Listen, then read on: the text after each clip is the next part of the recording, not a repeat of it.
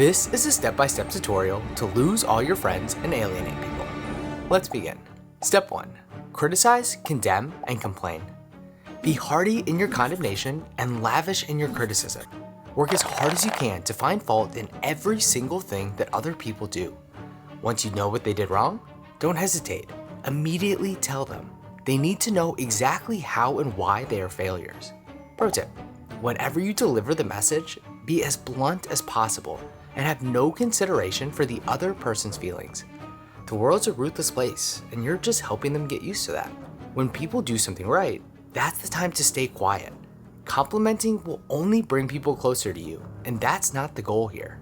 The third C, complaining, is one of the most powerful tools in your toolbox, so make sure that you use it multiple times a day. Complain about the weather. Complain about your significant other. Complain about your job. No topic is off limits. The more varied your complaints, the better. We want to make sure we cover all our bases. Even in the best situations, there's surely something that you can find wrong to share with others. After all, life sucks and it's just getting worse, right? Feel free to use that last one in your own conversations. It works like a charm. Step 2, make everything about you. When friends are sharing good news with you, make sure that you overshadow them by bragging about something even better that happened to you. When someone is telling you why they're sad or a story that has brought them down, immediately bring up an even more pitiful event that you experienced. Remind them that your life is both better and worse than theirs at the exact same time. Never, ever, ever ask follow-up questions, because then you run the risk of the other person thinking you care about what they're saying. We definitely don't want that to happen. Interrupt the other person whenever possible, and do this every chance you get, because practice makes perfect. When you listen, if you decide to listen at all, don't do it to understand. Listen with the goal of responding, so that at the soonest opportunity, you're ready to steal that spotlight. Share your opinions, even when no one asks, and keep sharing nonstop so that you don't give the other person the opportunity to share their thoughts. You're the center of the universe. Don't let others forget that. Step 3, never take responsibility. Make "that's not my fault" your catchphrase. In every situation you find yourself in, find a way to place the blame completely on other people or your environment. You're late for lunch with a friend? Blame the traffic or the weather. You cheated on your partner? Blame them for not giving you enough love and attention. Someone told you that you hurt their feelings? Blame them for being overly sensitive. Get defensive when others critique you, and ignore all feedback sent your way, especially when it's negative. Never utter the words "I'm sorry," as apologizing is something you want to avoid at all costs. Also, don't hesitate to lie if it'll help get you out of a tricky situation.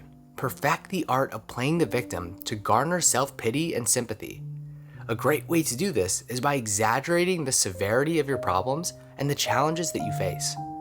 Become an expert at making excuses so that you have one ready for any given situation.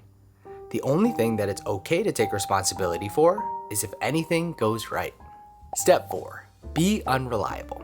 Whatever you say you're going to do the opposite. Make plans and then cancel them at the last minute. Or even better, don't show up and make sure not to tell the other person. If you do decide to go, get there super late so that they know that their time doesn't matter at all to you. Bonus points if, once you do arrive, you place the blame elsewhere.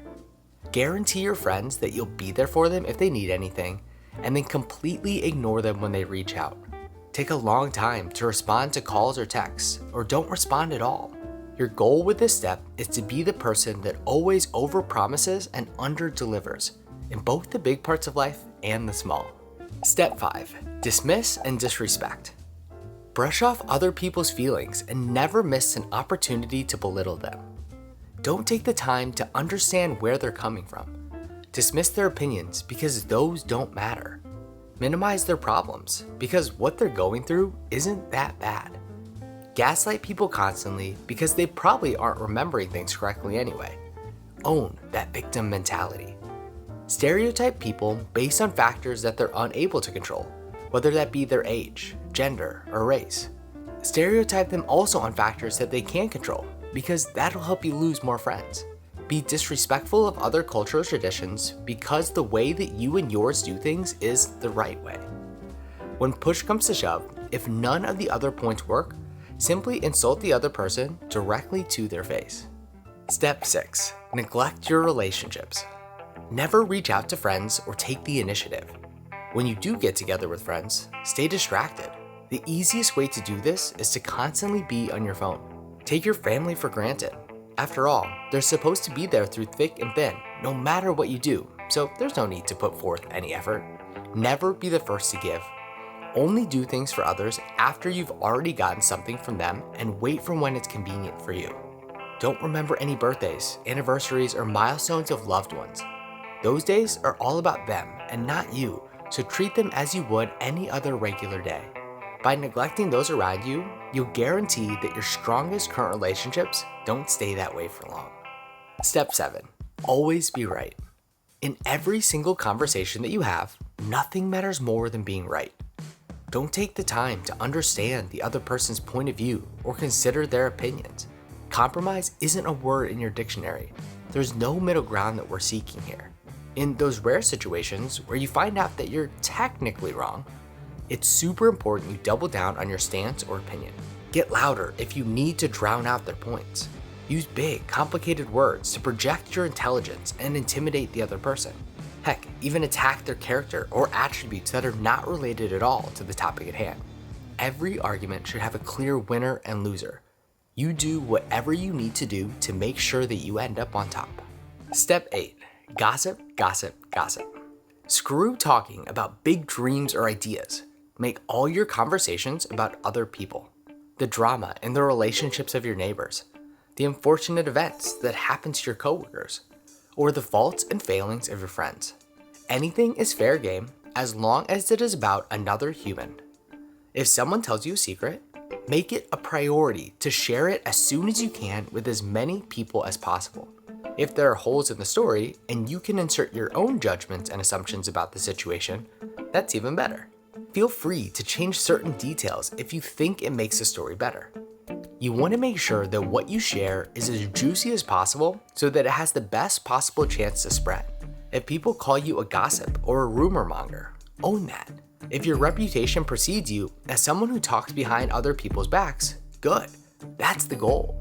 Make gossiping a habit and you'll alienate so many people, many of whom you may never even meet. Step 9. Forget other people's names. Dale Carnegie said, "A person's name is to that person the sweetest and most important sound in any language." Therefore, the moment that someone tells you their name, put it immediately out of your mind. Forget it. Erase it from your memory. Let it slip quietly into the abyss, never to be remembered again. Rinse and repeat this process with every single person that you meet. The danger of remembering and regularly using someone's name is that it can be magical. We may make the other person feel recognized, that we value them as an individual, or that we truly care, which could lead to having the other person actually liking us and wanting to be our friend, the opposite of what we're trying to do here. So never learn a new name. Seldom use the ones that are unfortunately burned into your memory, and chances are high that your circle of relationships will decrease one person at a time. Step 10. Bring negativity everywhere.